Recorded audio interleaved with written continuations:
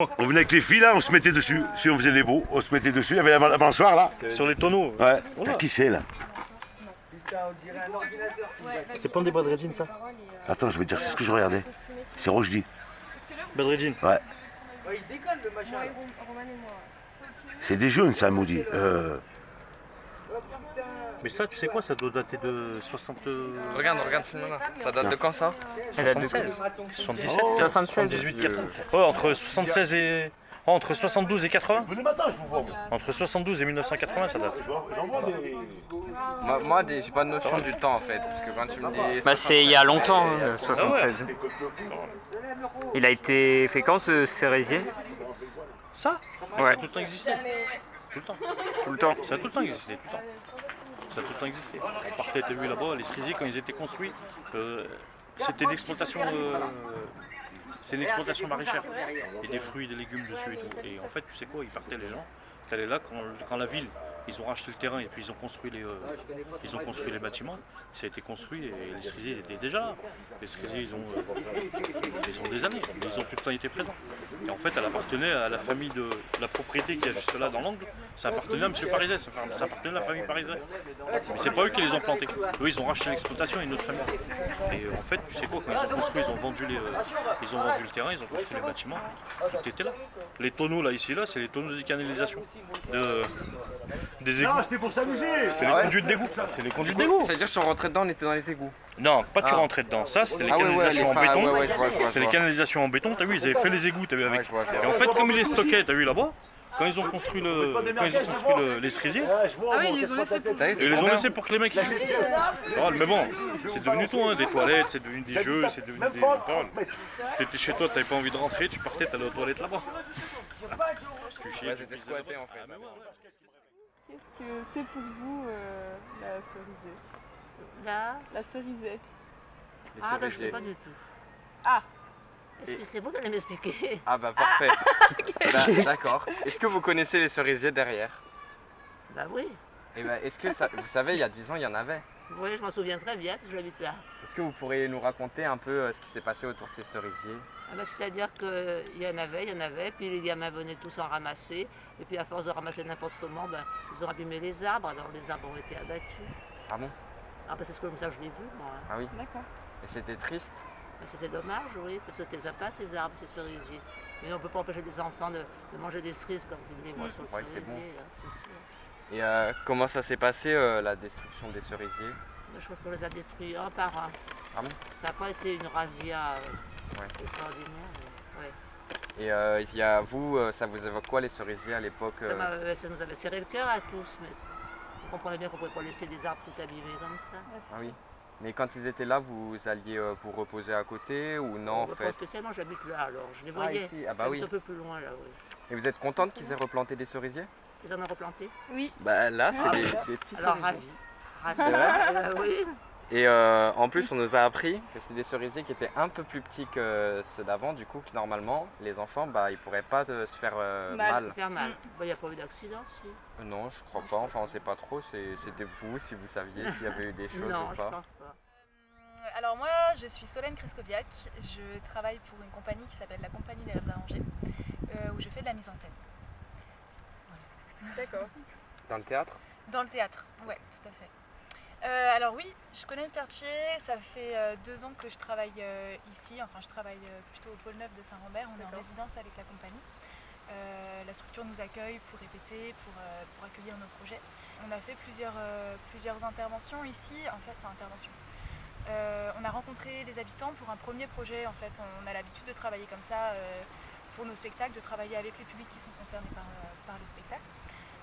Et donc du coup on a rencontré plusieurs personnes qui habitent au Vergoin sur un autre projet. Et ces personnes-là nous ont parlé du quartier et de la Cerisay en particulier.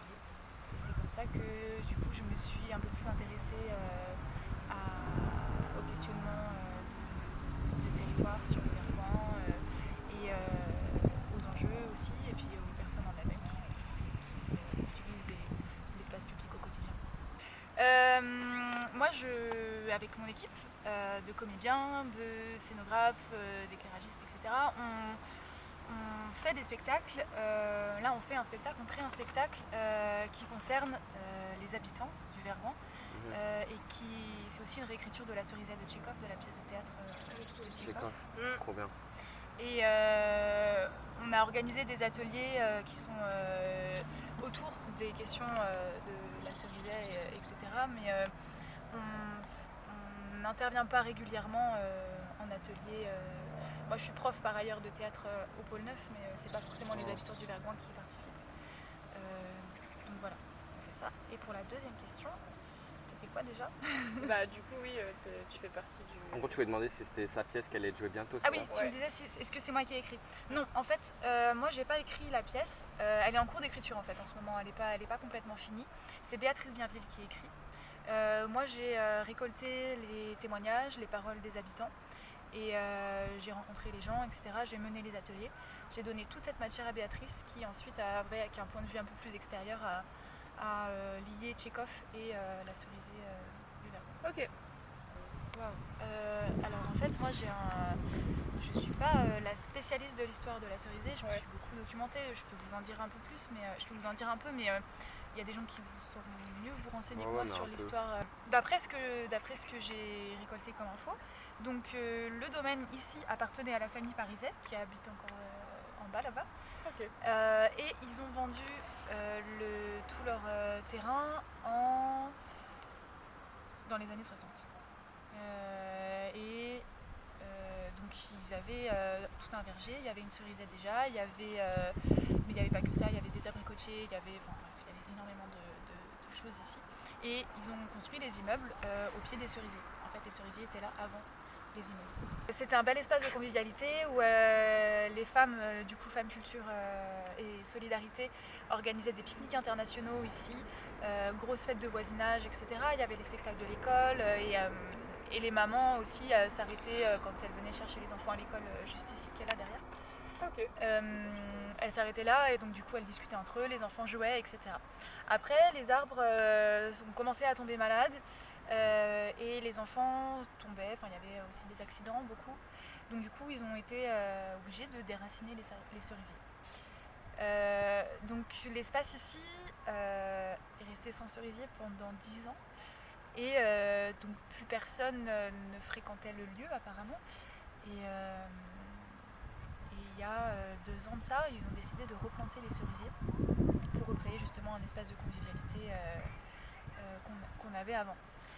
Sauf que c'est une très bonne chose, hein, mais on ne sait pas encore, le lieu n'est pas encore... il est un peu en attente, on attend de voir si on va pouvoir recréer la même chose qu'avant. Tous les habitants que j'ai interviewés jusqu'ici m'ont vraiment dit on a la chance d'avoir grandi dans des espaces vraiment verts, ce qui n'est pas le cas pour toutes les cités aux alentours. Même le centre-ville. Il n'y en a aucune en fait. Même au centre-ville. Là c'est vraiment vert. C'est Incroyable. vraiment, c'est et on ouf, n'a hein. pas l'impression d'être dans le noir, vraiment c'est une grande chance. Du coup c'est vraiment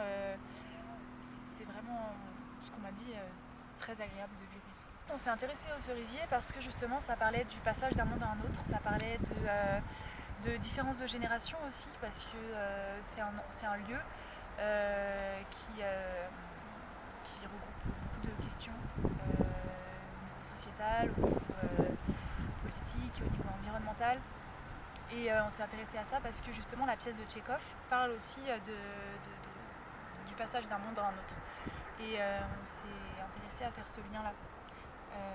Qu'est-ce que Tchekhov, qui en 1903, quand il écrit sa pièce, voulait nous dire, et est-ce qu'on peut retranscrire ces enjeux-là avec une cerisée contemporaine? Bien sûr, c'est pas la même histoire, bien sûr, il y a énormément de différences, mais fondamentalement, on parle du passage d'un monde à un autre. Chez Tchekhov, l'histoire, c'est une grande famille de propriétaires terriens qui est ruinée et qui se demande si il faut vendre le domaine ou pas pour survivre en fait.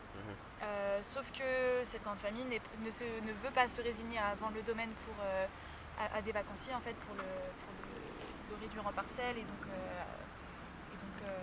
ça raconte un passage au monde capitaliste. Enfin bref, il y a des conflits de génération, il y a des souvenirs qui découlent de tout ça. La cerisette est un point de référence pour tous les personnages et donc oui, c'est pareil, c'est un peu le cœur pour que C'est ça. En fait, enfin c'est ça. Oui. à- ça en fait partie. Voilà, à pense. différents niveaux en fait. Ici, on a replanté les cerisiers pour recréer un espace de convivialité, mais la question c'est est-ce que ça va pouvoir Ouais, revenir continuer. Ouais. et qu'est-ce qui fait que non, ça le fait pas et qu'est-ce qui fait que oui, ça le fait.